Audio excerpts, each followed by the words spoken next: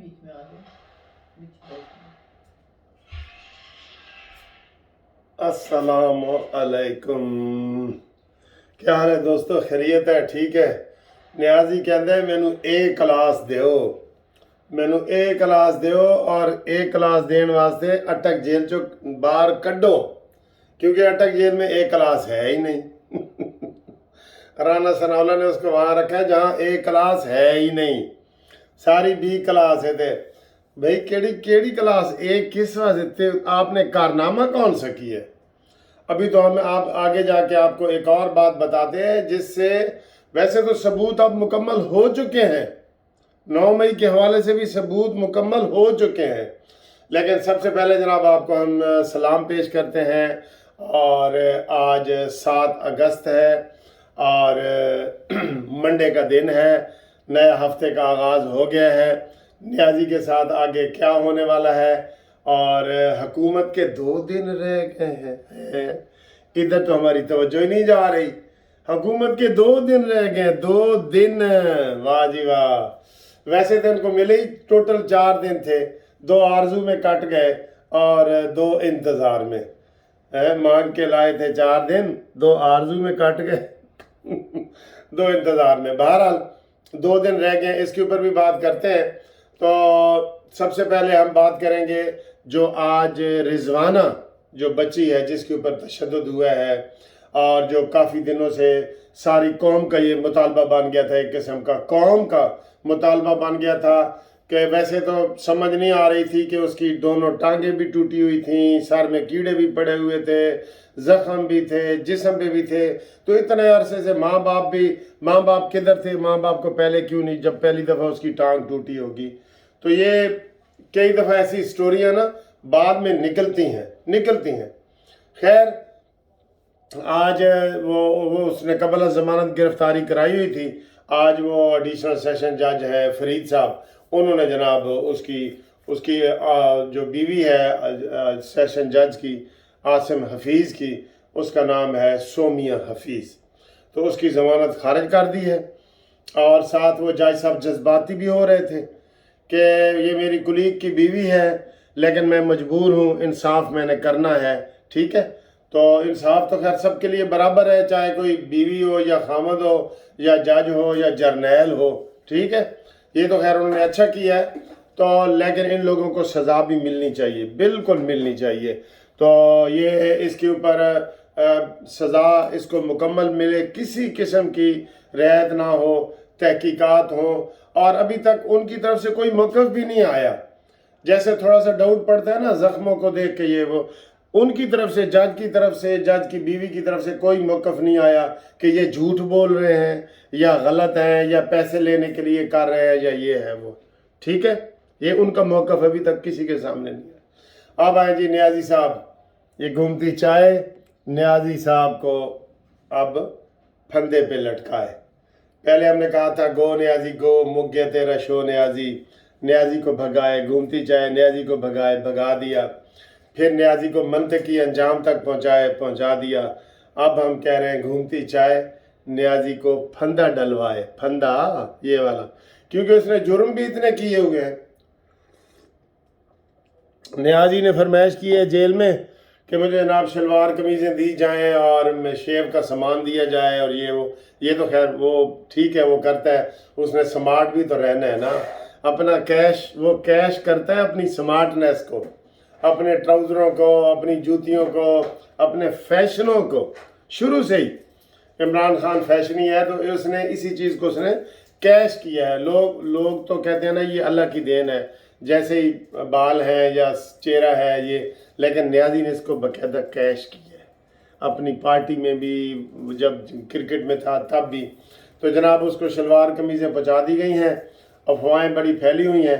अफवाहें क्या, नियाज़ी साहब की तरफ से आज सुप्रीम कोर्ट में ये केस दायर कर दिया गया है कि नियाज़ी को अडयाला जेल दिया जाए, जहाँ पे एक क्लास है, अटक से निकाल के अडयाला दिया जाए।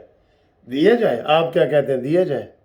हाँ जी, मैं तो कहता हूँ मेरा ग्राई है, उसको मियाँ वाली जेल पहुँचाया जाए ताकि उसको पता चले। आजकल जो गर्मी पड़ रही है मियाँ वाली में, تو جیل میں نیازی صاحب نے پہلے دن اے سی مانگا ہے، اے سی دو اور مراد سعید کو بھی دو، تو یہ چیزیں تو پوری نہیں نہ ہو سکتی۔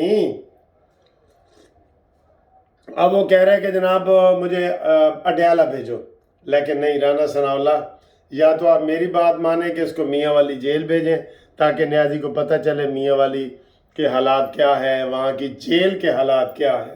بالکل عام ملزموں کی طرح اس کو رکھو، اس کے ساتھ کوئی ایسا سلوک نہ کرو۔ نواز شریف جیسا اگر ہم کہیں نا نواز شریف کا کرو، تو پھر اس کو اٹک جیل نہیں، اٹک قلعے میں رکھو۔ جو نواز شریف کے ساتھ انہوں نے ظلم کیے ہوئے ہیں نا، جہاز میں بٹھائے ہیں تو ایسے ہاتھ جہاز کی سیٹ کے ساتھ ہتھکڑی لگا کے ہتھکڑی لگا دی، جہاز کی سیٹ کے ساتھ۔ نیازی تیرے ساتھ بھی یہ ہونا ہے سب کچھ انشاءاللہ۔ یہ تلکل ایام نداولھا بین الناس، یہ وہ دن ہے جو ہم انسانوں کے درمیان پھیرتے رہتے ہیں۔ ظلم کرو گے تو آپ کے ساتھ وہی ہوگا، ٹٹ فار ٹیٹ، جیسا کرو گے ویسا بھرو گے، یہ تو پرانے بزرگ ہمارے کہہ گئے۔ تو اس کے ساتھ تو وہ سلوک ہی نہیں ہو رہا۔ نون لیگ والے تو کہہ رہے ہیں بھئی ٹھیک ہے، ہم نہیں کہتے کہ اس کو کیا کرو یا کیا نہ کرو، جو نواز شریف کے ساتھ جیل میں ہوئے اس کے ساتھ وہ کرو، بس ہم یہ کہتے ہیں۔ تو دیکھ لیں، ابھی تو اس کو بڑا ہے، تو یہ میاں والی جیل بھیجے میری فرمائش ہے۔ اور رانا ثناء اللہ آپ نے جو کہا تھا کہ مچھ جیل میں ایک مرچی وارڈ ہے نا مچھ جیل میں، اس مرچی وارڈ میں ضرور بھیج دیں، اس کو لازمی بھیج دیں، لازمی بھیج دیں، تاکہ وہاں سے یہ عدالت میں آئے نا تو اس کو پتہ چلے کہ کس طریقے سے یہ چار ضلعوں میں نواز شریف کو، شہباز شریف کو، مریم نواز کو ایسے گھماتے تھے گندے ڈالوں میں۔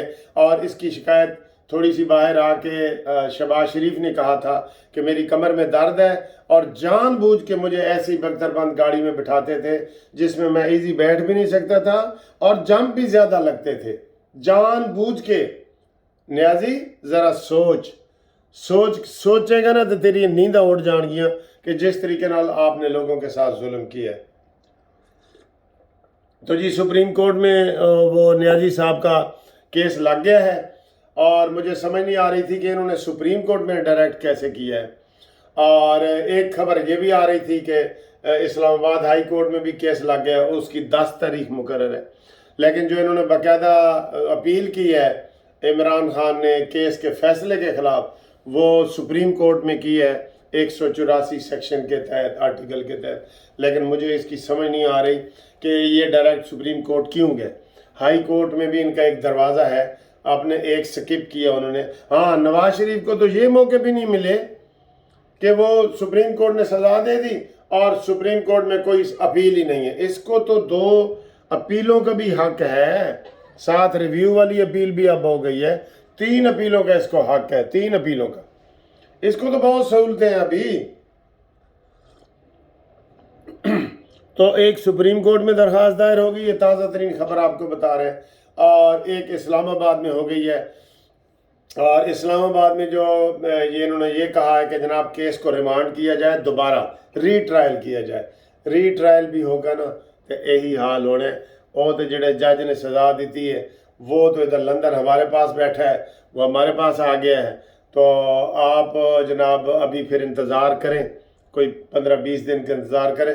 دوستو آج بھی اس ہفتے جتنے نیازی کے کیس لگے ہوئے ہیں نا، اب سب کا یہی ہے کہ یہ نیازی جلدی باہر آئے گا کہ نہیں آئے گا۔